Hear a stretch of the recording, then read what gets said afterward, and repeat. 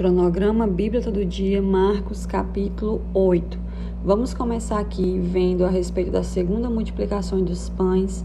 Tanto Mateus quanto Marcos, eles trazem a primeira e a segunda multiplicações, que é quando o Senhor pega pães e peixes e alimenta uma grande multidão, pois o Senhor mostra que ali ele não está limitado à quantidade, que era pouca para tantas pessoas, mas ele mostra que o seu poder era grande, era triunfante. Louvado seja Deus. Depois nós vamos ver que os fariseus, que eram os grupos religiosos, que desacreditavam do Senhor, criticavam o Senhor, queriam por todo custo prejudicar o Senhor, os fariseus eles pediram um sinal. Os fariseus vieram e começaram a interrogar Jesus e pô-lo à prova. No versículo 11 vai dizer isso, e vão pedir um sinal do céu. Isso parece um tanto quanto bobo da parte dos fariseus. Por quê? Porque o Senhor já vinha fazendo grandes maravilhas, e tudo que o Senhor vinha fazendo eram sinais do céu, tá? E aí eles vão pedir um sinal do céu, como se tudo aquilo que o Senhor tivesse feito até ali não fosse nada para eles, por conta dos seus corações endurecidos. E aí o Senhor suspira profundamente. Quando eu leio que o Senhor suspira profundamente, é quando nós, muitas vezes, buscamos ali paciência, buscamos ali, não sair de si para algo tão... Como é que eu posso falar? Jesus, ele era Deus, mas ele também era homem. Então, assim, a carne, o lado carnal também estava no Senhor, embora o Senhor não tivesse pecados.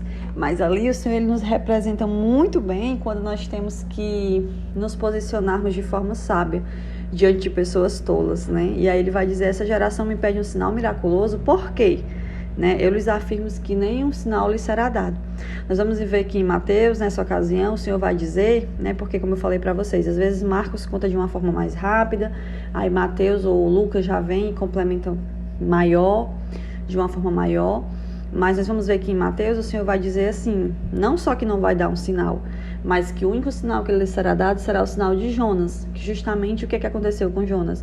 Jonas passou um período de 3 dias na barriga de um grande peixe, mas o que era para a morte, ele saiu com vida.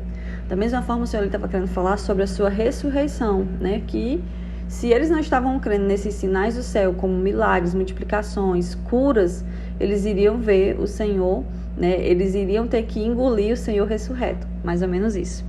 E aí, sobre o fermento dos fariseus, amados, que ele vai falar a respeito dessa religiosidade, dessa santidade falsa, que os fariseus e os grupos religiosos tinham. E lá no versículo 15 ele vai dizer: estejam atentos e tenham cuidado com o fermento dos fariseus e com o fermento de Herodes.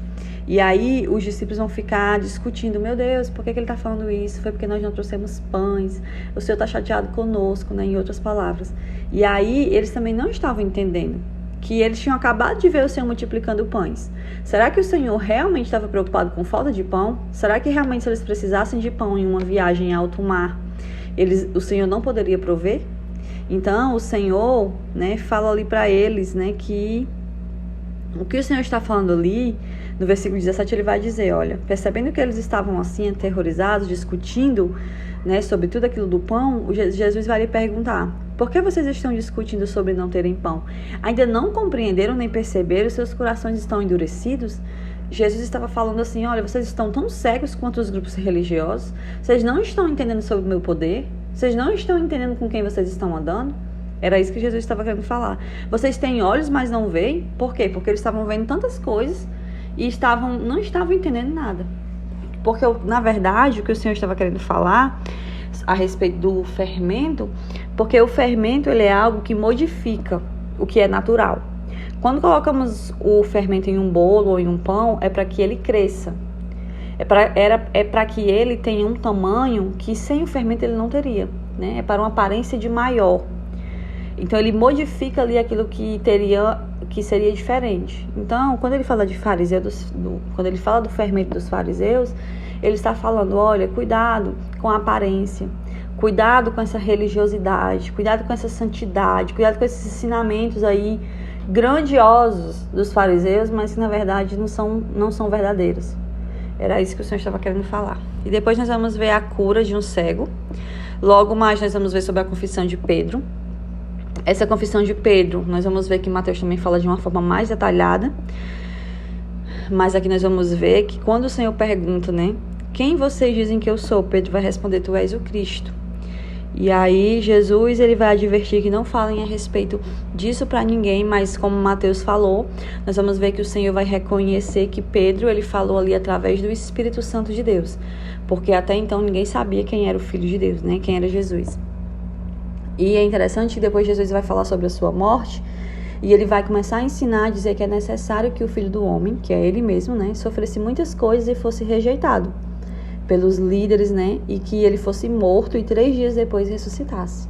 O Senhor falou sobre isso com seus discípulos, e embora lá na frente eles esqueceram disso, eles não entenderam, né? Mas o Senhor falou claramente a respeito disso. Aí Pedro vai chamar o Senhor à parte e vai começar a repreendê-lo.